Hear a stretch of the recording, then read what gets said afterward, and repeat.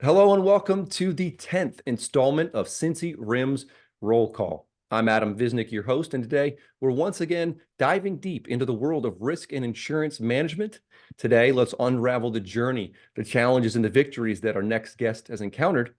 Please join me in welcoming Ben Darrah. Ben, thanks for coming on. How are you? Adam, thanks for having me. I'm doing well. How are you? Doing great. Doing great. Looking forward to the new year 2024 we just entered. With that said, Likewise. great. With that said, let's have a good start to this conversation by talking about your start. How did you get started in your career, Ben? I'm a CPA by trade, so I got started in my career in the public accounting forum. I was an external auditor for PwC for a couple of years coming out of college, and then did that for a couple of years and really enjoyed PwC, but wanted a different challenge and found my way to the Claro Group, which was recently purchased by Stout, who is my current employer, and so found them way back in 2008. So Wonderful. So it's been a lengthy career now with that company, and now your title is, as I've read it here, is director, and there's a kind of an asterisk there, disputes, claims, and investigations. But I heard forensic accounting. I'd love to dive into that. Tell me in layman's terms what that means and what you kind of do on a day-to-day basis at Stout.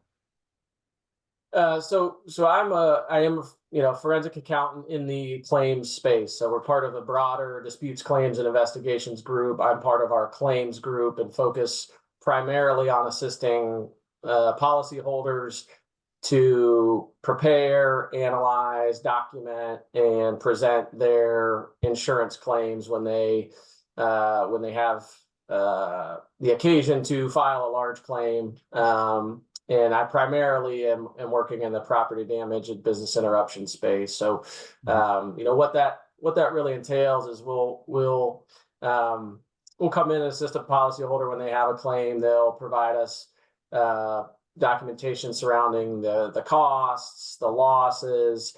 We'll gather all that information, have conversations and interviews with internal personnel, people involved in the situation. And then ultimately we will prepare an Excel model and a calculation usually, and present that to the adjuster and the forensic accountant and the representatives from the insurance company. Incredible. I heard a lot of investigation in there, and that's, of course, near and dear to my heart. So you got me a little bit excited when you started saying witness interviews and talking to people and diving deep into that. Yeah. So I love that. I love to hear that stuff. Right. And there's obviously a lot of different avenues you could go in the insurance space, Ben. You mentioned property. There's, of course, workers' comp and medical, Medicare, all these kind of different veins that you could do investigations. Do you cover a range of that, or is it primarily the property like you mentioned? And if so, tell me a little bit about maybe an example of what that looks like, kind of granularly on the kind of lowest level. What does that look like to you? Sure. So I do a lot in the property space, but also a significant amount of claims, catastrophic losses, where there may be implications to many different coverage blocks. So you may have, pollution coverage that's implicated in a loss, general liability, OSIP, and property losses. So it's typically it can be across a broad spectrum of coverages when we get involved in a claim. Okay, wonderful. And taking a little quick step back here, you mentioned that you studied accounting in college, and going from that vein to where you are today, kind of what was the tipping point that really said, you wanted to take this path? As we have discussed on this channel, this YouTube channel and LinkedIn channel, is that people are very unique in the way they get into the space and the risk management space. For you, how did that start? How did they actually make that move? How did you make that move? And what was the thing that tipped you that way? It was a bit of luck on my end, honestly. I knew at that after my couple of years of doing audit that I wanted to do something that was somewhat similar. Wanted to stay in the client service space, and do consulting and working for clients, but I knew I didn't want to audit, and so I found a recruiter honestly. And I found a couple opportunities. This opportunity sounded the most interesting, and I went on my interviews and really enjoyed the people that I met with, and really kind of found this niche that at the time I wasn't even necessarily aware of. Right, I didn't know that there was a niche for CPAs and forensic accountants and finance folks to come in and be hired by policyholders to help them prepare their claims. So it was really a bit of happenstance, and been doing it for the last 16 years. So it's obviously found the right niche, and it's treated me well. So Great. And it's great to hear. And it's interesting that it worked out that way. You kind of discovered something that you didn't know was there, and right. it's lucked out for you. You spent a significant period of time working for your employer today. Knowing that you've been in that space for a good while now and have had success, what's the thing or things that have really helped you grow in your role? What have to move you forward? Yeah, I mean, I think for us being a client service business, I mean, it's really about the work, right? I mean, if you do good work and help your clients along, they're typically receptive to that, willing to hire you again when they have an issue, willing to put a good word in for you if somebody else has an issue similar to theirs.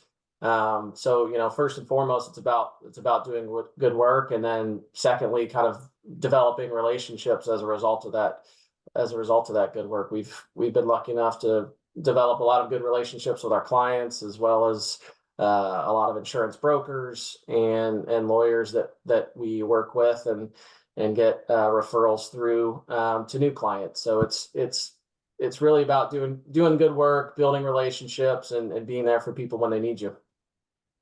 Yeah, that's great to hear as well. And good work, I think, as I always have been told and have found out kind of the hard way, doing great work is really the best marketing and sales tactic there is. If you have a great product, which is in your case, the people involved, you and the thing that you're doing for your client, that builds up the business, because you'll have, as you said, referrals based on, hey, Ben does a great job at Stout and his team does a great job.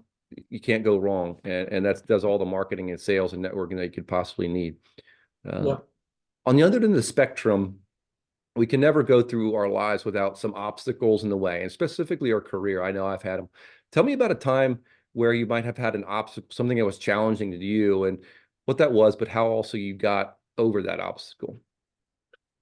Yeah, I mean, I think back to when I first started. As I mentioned, this was something that I didn't even know necessarily existed when I found the opportunity. So when those first few weeks on the job and learning about what my colleagues did at formerly the Claro Group and now Stout, it was like drinking through a fire hose, right? I mean, you're getting a lot of information.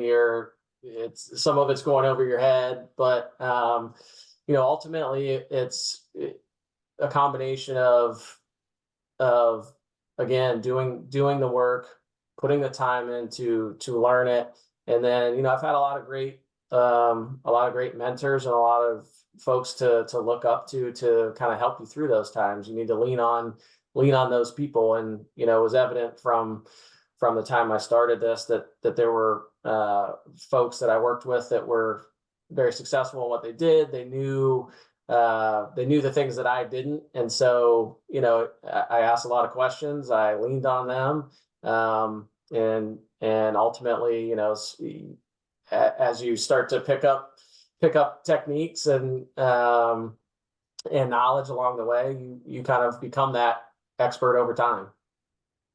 That's wonderful. Who are some of the mentors and the people that you did lean on that you mentioned, starting out, midway, today? Who are those people that you could consider mentors to you, Ben? I've got several managing directors at our group at Stout. Ron Van Epps, John Cataret, Brian Twellman, Jerry Richardson, Wyatt Williams. There's a lot of different folks in my career that I leaned on, and that I continue to lean on. So that's just to name a few. Just the tip of the iceberg for you. Yeah. Yeah. Sometimes it does take a team or a village to help, a person like yourself to get to that next level. I certainly have, standing on the shoulders of giants as well. But you did mention, hey, good work, great work, really working hard. It's learning, being curious about everything that you might have to do and trying to learn those tricks of the trade that you may not have known was crucial. So a lot of different pieces, a lot of different variables.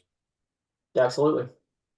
Along those lines, how are you involved in your community associations? And if those have helped, how have those helped you, maybe just professionally, but also for your career and maybe even your personal life? Yeah, I've been involved with our with the RIMS chapter here for several years. I also participated when I lived in Chicago for quite a while prior to my time here at Cincinnati, and was involved in the RIMS chapter there. So met a lot of good connections in that way, and then I volunteer a good chunk of time coaching my sons at their school here in Cincinnati. So I help out with basketball, football, baseball. So a lot of my current volunteer time goes towards them, which is obviously very rewarding. And so they're fourth grade and first grade, and then I've got a young daughter that I'll probably be coaching in something at some point. Yeah, so it's a lot of fun and very rewarding to see their growth, and then their fellow students and classmates grow as well. So I want to put you on the spot because I'm in a similar situation with my two boys as well as a young daughter. What's harder, being a director at your company now or coaching a basketball team, fourth grade, first grade, and what have you? well, I'll tell you that the being a director may be a little bit more intellectually challenging at times, but I'll tell you, patience wise and listening wise, it's definitely coaching the youngsters. Oh yeah, I totally agree. The patience level Yeah, has gone exponential from my personal standpoint. I'm glad you said that. That's 100% true. I know the parents yeah, out there are nodding their head as they listen to this today. Awesome to absolutely. hear. Awesome to hear your involvement with your family life, the community, and what you're doing today. Tell me a little bit more about where you are in your career now. What challenges do you face? What obstacles do you have? What are you looking forward to in the future? So I think right now it's a balancing act. I'm at the point in my career where I'm still very heavily involved in the day-to-day aspects of my client work, but I'm also have the task of trying to develop new business and kind of grow our claims practice and bring in clients. So it's the challenge is figuring out that right mix and continuing to lean on the right people, both that are you're kind of managing under you, and then also the more senior level people. So it certainly presents its challenges, but again, we have a lot of folks that I can lean on in that respect. So yeah, that's where I am. I'm director now, and there's the next step hopefully is at some point become a managing director and a leader of in our organization. Awesome. Appreciate you talking about that. Wishing the best success there. Thank you. Lastly, we're out on to our rapid fire section. Cincy Rims rapid fire. We ask you a few questions. Whether you're a Cincinnati native or not, they still apply. You do live in Cincinnati currently, as we talked about. So are you, Ben, ready for those rapid fire questions? Let's do it. I'm as ready as I can be. Okay. Gold Star or Skyline? Skyline, and no choice in the matter. That's wife's family who are all from here. They're Skyline people. So I think I've had Gold Star one time and enjoyed it, but we're a Skyline family. Okay. You mentioned you're not from Cincinnati originally, but what high school did you go to? I went to Canton McKinley in Canton, Ohio. So Yeah. I grew up in Northeast Ohio. Northeastern. Yeah, absolutely. And lastly, Reds, Bengals, or FCC? Uh, definitely not the Bengals for me. I'm a Browns fan, so that presents some problems. But you know, I will root for FCC certainly, and the Reds as well. So I've got the AL NL gap there between the Guardians and the Reds. So yeah, the Reds are FCC.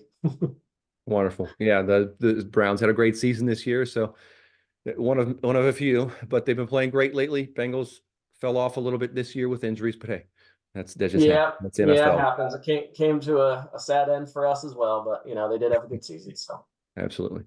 Wonderful. Thanks for joining on the Rims rapid fire portion. Ben, that's the end of our conversation today. It's been an absolute pleasure having you on as our guest on Cincy Rims Roll Call. Again, I'm Adam Visnick. Thanks for allowing me to be your host. We'll catch you next time. thanks, Adam. Appreciate it. Thanks, Ben.